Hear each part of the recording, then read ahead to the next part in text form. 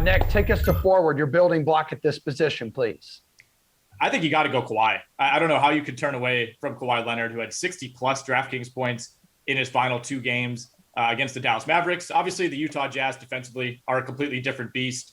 For as bad as the Clippers were on defense at times in that series, Dallas was just as bad. So you have to take that into account. But even with the Clippers controlling those last few games against the Dallas Mavericks, Kawhi's up over 40 minutes per game. That's not something you necessarily see with him all that frequently. So the knee seems to be healthy. The quad seems to be healthy.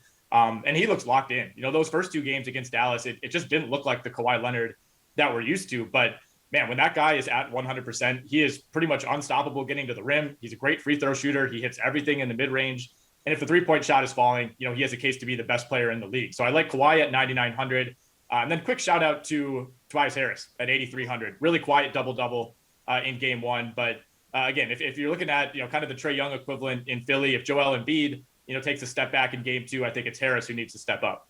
Kawhi, most expensive forward on the slate, 9,900. Then it's that big drop off, 8,300 to Harris. Kenny, is there a way you can actually turn away from Kawhi? Yeah, shout out to Tobias Harris. That was great wording by Nick. No, there is no way that I am turning away from Kawhi Leonard. I was fully prepared to talk about him. And look, the Jazz defense, which what I was going to say in the Paul George answer, the Jazz defense against the Grizzlies was sneaky bad. The Jazz relied on their defense all season long, had one of the best in the league, 115 defensive rating against the Memphis Grizzlies team. That, come on, man. You're telling me that Grayson Allen is going to cause problems in the small ball lineup for you? They did not defend as well as they could have. I think the Clippers here are, they're reasonably priced considering the Jazz defense is still being factored in. Kawhi Leonard at $9,900 is my favorite player on the slate. When you look at the last series for Kawhi, he had one of his best playoff series ever. We were talking about this guy, like, what's going on with him? He was a must fade every night in DFS for most of the second half of the season. And it was because he was resting up for this series, apparently. He shot the highest percentage he's ever shot in a playoff series at 61.2%. His scoring output, which was ridiculous at 32.1 points per game, was the second highest ever, or third highest ever.